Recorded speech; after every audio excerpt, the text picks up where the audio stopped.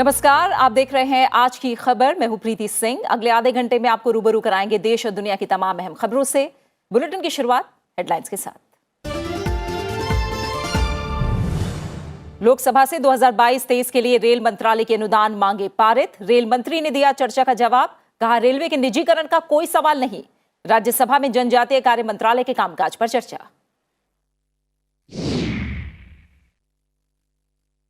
भगवंत मान ने संभाला पंजाब के मुख्यमंत्री का पदभार। खटगढ़ कला में आयोजित समारोह में राज्यपाल बनवारी लाल पुरोहित ने दिलाई पद और गोपनीयता की शपथ।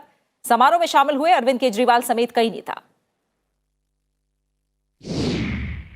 12 से 14 वर्ष की आयु वर्ग के बच्चों का कोविड टीकाकरण शुरू। सभी बच्चों से प्रधानमंत्री का टीका लगवाने का आग्रह। 60 साल से अधिक आयु के सभी लोगों के बूस्टर डोज को भी मंजूरी।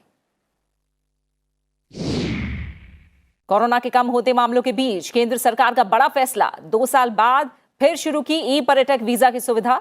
156 देशों के लिए वैध ई वीजा को मंजूरी। अमेरिकी संसद को यूक्रेन के राष्ट्रपति जेलेंस्की ने किया संबोधित। दुनिया भर के देशों से मदद की गुहार। रूसी बमबारी में फॉक्स न्यूज के 2 पत्रकारों की मौत। 20,000 से ज्यादा लोगों का मारियोपोल से पलायन।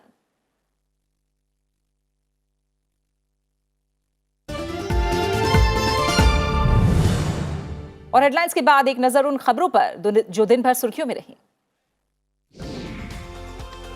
ऑस्ट्रेलियाई संसदीय प्रतिनिधिमंडल ने आज उपराष्ट्रपति और राज्यसभा सभापति एम वेंकैया नायडू से मुलाकात की।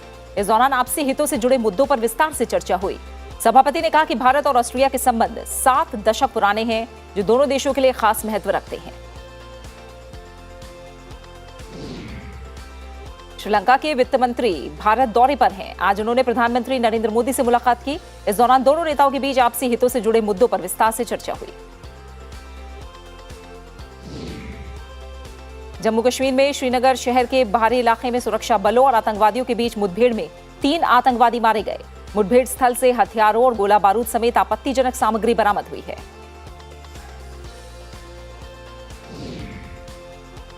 सुप्रीम कोर्ट के कक्षाओं में हिजाब पहनने की अनुमति देने से इनकार करने के कर्नाटक हाईकोर्ट के आदेश को चुनौती देने वाली याचिकाओं पर होली के अवकाश के बाद सुनवाई करने के लिए राजी हो गया है सुप्रीम कोर्ट। कर्नाटक हाईकोर्ट ने अपने फैसले में कहा था कि हिजाब इस्लाम धर्म में आवश्यक धार्मिक प्रथा का हिस्सा नहीं है। सुप्रीम कोर्ट ने लखीमपुर खीरी हिंसा मामले में मुख्य आरोपी आशीष मिश्रा को इलाहाबाद उच्च न्यायालय द्वारा जमानत दिए जाने के फैसले को चुनौती देने वाली याचिका पर उत्तर प्रदेश सरकार से अपना रुख स्पष्ट करने को कहा है। इस हिंसा में 4 किसानों सहित 8 लोग मारे गए थे। केंद्रीय मंत्री नितिन गडकरी और केंद्रीय मंत्री हरदीप सिंह पुरी ने दिल्ली में हाइड्रोजन आधारित उन्नत fuel cell electric vehicle pilot project का उद्घाटन किया। इस मौके पर नितिन गडकरी ने कहा कि ग्रीन हाइड्रोजन को बढ़ावा देने का हरदीप सिंह पुरी के पास एक बहुत अच्छा मौका है। मार्क्सवादी कम्युनिस्ट पार्टी ने केरल राज्य समिति के सदस्य और डीवाईएफआई के राष्ट्रीय अध्यक्ष ए रहीम को राज्यसभा के लिए नामित किया है। माकपा ने 3 में से 2 सीट गठबंधन साझेदार भारतीय कम्युनिस्ट पार्टी के साथ साझा करने का फैसला किया है।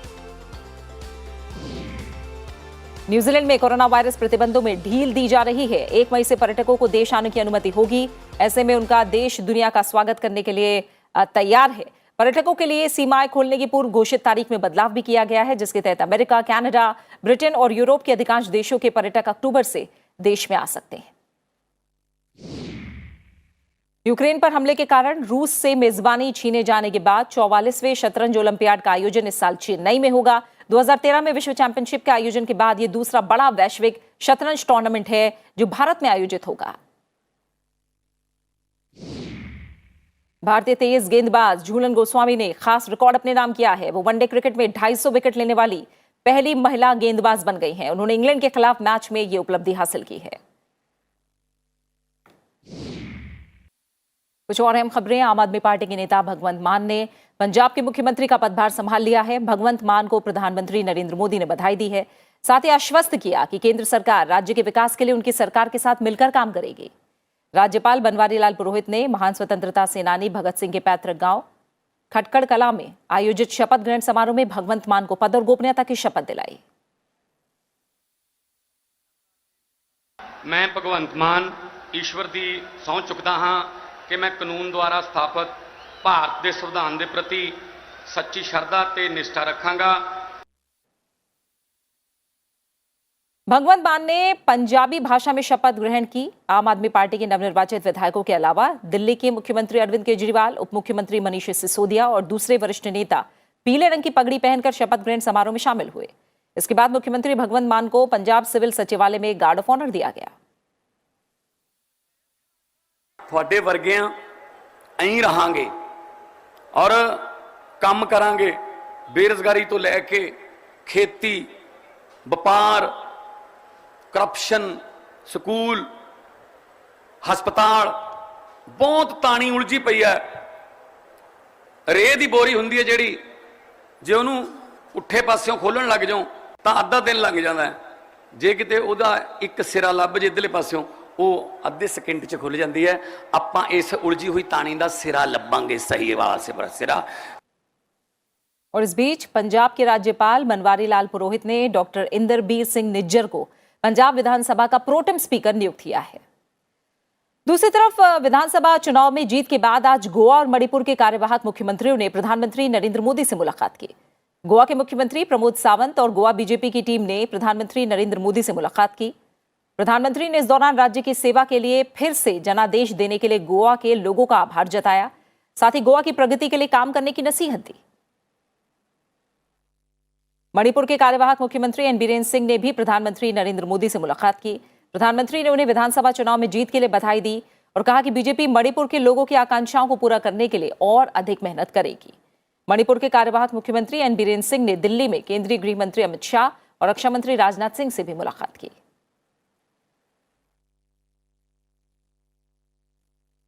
बात कोविड टीकाकरण से जुड़े अभियान की। देश में 12 से 14 साल के आयु वर्ग के लिए कोविड टीकाकरण अभियान आज से शुरू हो गया। किशोरों को कोर्बेवैक्स टीके की खुराक दी जा रही है। दिशा निर्देशों में कहा गया है कि 12 से 14 साल आयु वर्ग के लाभार्थियों को बायोलॉजिकल ई के कोर्बेवैक्स टीके की 2 खुराक 28 दिनों के अंतराल में दी जाएंगी। देश में 1 मार्च 2021 तक 12 से 13 आयु वर्ग के बच्चों की संख्या 4.7 करोड़ है। 12 से 14 साल के बच्चों के लिए कोर्बेवैक्स से कोविड-19 टीकाकरण की तारीख केवल कोविन पोर्टल के माध्यम से बुक की जा सकेगी। टीका लगाने वालों को सुनिश्चित करना होगा कि ये केवल उन्हीं बच्चों को दिया जा रहा है जिन्होंने टीकाकरण की तारीख पर 12 साल की उम्र पूरी कर ली है। और अगर कोई बच्चा पंजीकृत है लेकिन 12 वर्ष की आयु तक नहीं पहुंचा है तो उसका टीकाकरण ना किया जाए। हाँ, वैक्सीन अब लग गई है तो हम लोग सेफ रहेंगे उसके बाद। आज हमारे स्कूल में वैक्सीनेशन है और मैंने भी टीका लगाया है, तो मैं सभी बच्चों से अनुरोध करना चाहूँगा कि वो भी टीका लगाए और हेल्दी रहे।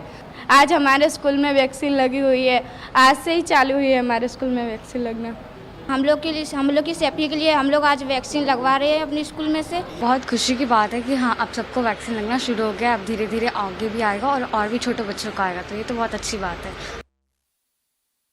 वहीं प्रधानमंत्री नरेंद्र मोदी ने 12 से 14 साल के किशोरों से कोविड-19 रोधी टीके की खुराक लेने का अनुरोध किया है।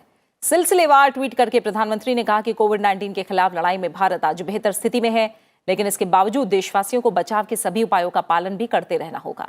उन्होंने कहा कि भारत का टीकाकरण अभियान दुनिया में सबसे बड़ा और विज्ञान पर आधारित है और देश में अब तक कोविड-19 रोधी टीके की 180 करोड़ से अधिक खुराकें दी गई हैं, जिनमें से 15 से 17 आयु वर्ग के किशोरों को दी गई 9 करोड़ से अधिक खुराक और 2 करोड़ से अधिक एहतियाती खुराक भी शामिल हैं। इसके अलावा सरकार ने 60 साल से अधिक आयु के लोगों को एहतियाती खुराक यानी एक तरह से बूस्टर डोज देने के लिए अन्य बीमारियों से पीड़ित होने की शर्त हटाने का भी फैसला किया है। इसके साथ ही 60 साल और उससे अधिक आयु के लोगों को अब बूस्टर डोज दी जा सकती है और कोविड रोधी टीके की दूसरी खुराक देने की तारीख से 9 महीने पूरे होने के आधार पर यह एहतियाती खुराक दी जाएगी। भारत ने कोविड महामारी के चलते 2 साल तक स्थगित रखने के बाद 156 देशों के नागरिकों को दिए गए सभी वैध 5 वर्षीय ई पर्यटक वीजा और सभी देशों के नागरिकों को नियमित कागजी वीजा को तत्काल प्रभाव से बहाल कर दिया है। इन 156 देशों के नागरिक भी वीजा नियमावली 2019 के अनुसार नए ई पर्यटक वीजा जारी करने के पात्र होंगे। 5 साल की वैधता के साथ सभी देशों के विदेशी नागरिकों को जारी वैध नियमित पर्यटक वीजा जो मार्च 2020 से निलंबित थे वो बहाल हो जाएंगे। पात्र देशों के नागरिकों को समय समय पर लगाए गए प्रतिबंधों के अधीन 5 साल की वैधता तक का ताजा नियमित पर्यटक वीजा भी जारी किया जाएगा। वर्तमान में वैध लंबी अवधि का नियमित पर्यटक वीजा जो मार्च 2020 से निलंबित है, अमेरिका और जापान के नागरिकों के लिए बहाल हो जाएगा। अमेरिका और जापान के नागरिकों को ताजा लंबी अवधि का पर्यटक वीजा भी जारी किया जाएगा। और आगे बढ़ते हैं, अब देखते हैं राज्यवार अहम खबरें।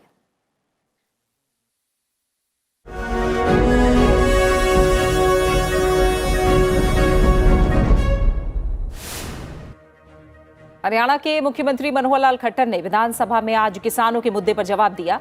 उन्होंने पीएम फसल बीमा योजना को बढ़ावा देने की बात कही और इसका लाभ नहीं मिलने वाले किसानों से रजिस्ट्रेशन करवाने की अपील की। मुख्यमंत्री ने कहा कि प्रदेश में विकास के काम तेजी से चल रहे हैं। असम में आज वित्त मंत्री अजंता नियोग ने वित्तीय वर्ष 2022-23 के लिए 600 करोड़ रुपए का बजट पेश किया। सरकार ने पुराने वालों पर ग्रीन टैक्स लगाने का प्रस्ताव पेश किया, साथ ही विभिन्न सेवाओं की दरों में वृद्धि करने की बात कही। केरल विधानसभा ने एलआईसी में हिस्सेदारी बेचने के केंद्र के कदम पर चिंता जताई और इसे सरकार के अधीन बनाए रखने का अनुरोध करते हुए आम सहमति से प्रस्ताव पारित किया है। मुख्यमंत्री पिनराई विजयन ने विधानसभा में यह प्रस्ताव पेश किया। उन्होंने कहा कि एलआईसी को निजी हाथों में देना देश के हित में नहीं होगा। आंध्र प्रदेश विधानसभा का बजट सत्र 7वें दिन भी जारी रहा। इस बीच टीडीपी के सदस्यों ने अपना आंदोलन जारी रखा और पश्चिम गोदावरी जिले में जंगा रेड्डी गुंडे की घटना पर बहस पर जोर दिया। महाराष्ट्र सरकार ने बाल कल्याण योजना से राज्य में अनाथ और बेघर बच्चों के लिए मासिक भत्ता को बढ़ाकर 2,500 रुपए कर दिया है।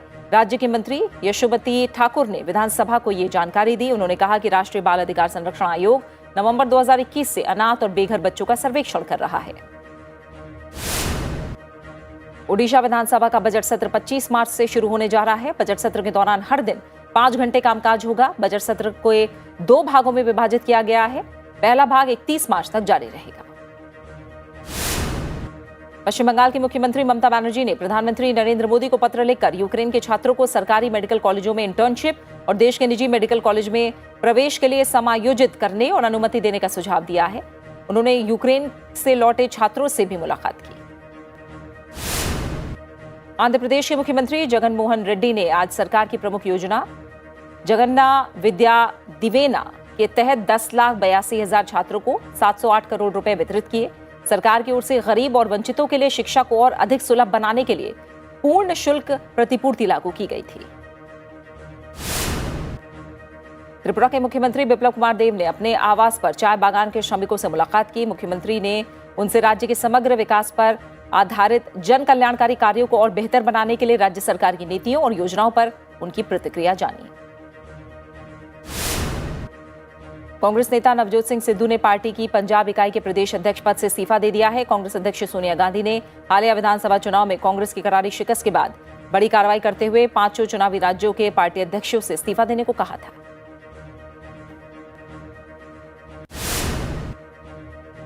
देश के कई राज्यों में तापमान में इजाफे के साथ झुलसाने वाली गर्मी शुरू हो गई है। गुजरात के 5 शहरों में तापमान 41 डिग्री के पार पहुंच गया है। मौसम विभाग ने कई राज्यों में तापमान में वृद्धि के साथ लू चलने की चेतावनी दी है। मौसम विभाग के मुताबिक इस साल भीषण गर्मी पड़ सकती है।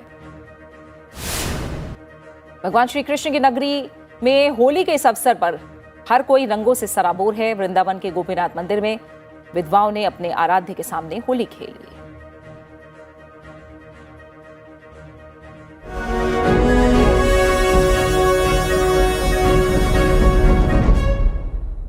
कुछ अहम अंतर्राष्ट्रीय खबरों पर नजर डालते हैं। यूक्रेन के राष्ट्रपति वोलोदिमीर जेलेंस्की ने अब से कुछ देर पहले अमेरिकी संसद को संबोधित किया है।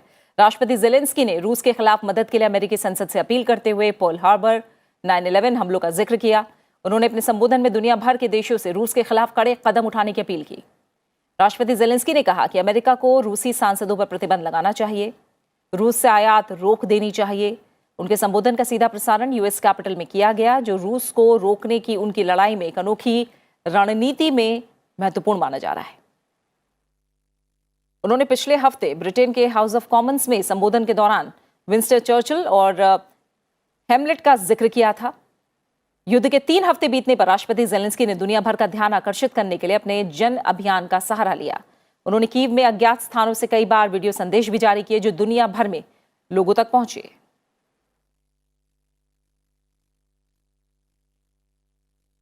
वहीं रूसी सेना से घिरे यूक्रेन के मारियुपोल से एक मानवीय गलियारे के जरिए करीब 20,000 लोगों ने बंदरगाह शहर छोड़ दिया है। इससे पहले अब तक इतनी बड़ी संख्या में लोगों ने यहां से पलायन नहीं किया था। इस बीच रूसी बलों ने कीव पर बमबारी तेज कर दी है। इस बीच संयुक्त राष्ट्र ने बताया कि यूक्रेन में जारी युद्ध में करीब 700 लोगों की मौत हो चुकी है, लेकिन वास्तविक संख्या इससे ज्यादा हो सकती है। यूक्रेन में फॉक्स न्यूज के लिए काम करने वाले एक अनुभवी वीडियोग्राफर और 24 साल के एक यूक्रेनी पत्रकार की मौत हो गई है। कीव के बाहर उनके वाहन में आग लग गई थी। रूस के यूक्रेन पर हमला करने के बाद से युद्ध संबंधी खबरों को कवर कर रहे 3 पत्रकारों की मौत हो चुकी है। इस बीच पोलैंड, चेक गणराज्य और स्लोवेनिया के नेता युद्धग्रस्त देश के प्रति मजबूत समर्थन दिखाने के लिए यूरोपीय संघ के मिशन पर कीव पहुंचे हैं।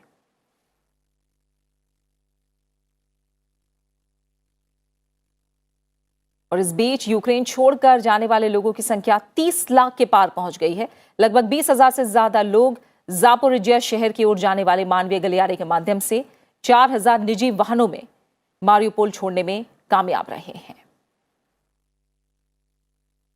फ्रांस की पहचान और दुनिया की सबसे मशहूर इमारतों में से एक एफिल टावर 6 मीटर और लंबा हो गया है। डिजिटल रेडियो एंटीना लगाने से इसकी ऊंचाई 330 मीटर हो गई है। ये पहली बार नहीं है जब एफिल टावर की ऊंचाई बदली है। 100 साल से भी ज्यादा समय में ये टीवी टावर के रूप में प्रयोग होता रहा है और समय समय पर नए एंटीना लगाए जाने के कारण इसकी ऊंचाई बदलती रही है। और इसी के साथ फिलहाल इस बुलेटिन में इतना ही। चलते चलते आपको छोड़ जाते हैं गुरु नानक देव यूनिवर्सिटी में आयोजित वसंत महोत्सव की तस्वीरों के साथ। आप देखिए इसकी झलकियां और मुझे दीजिए इजाजत। नमस्कार।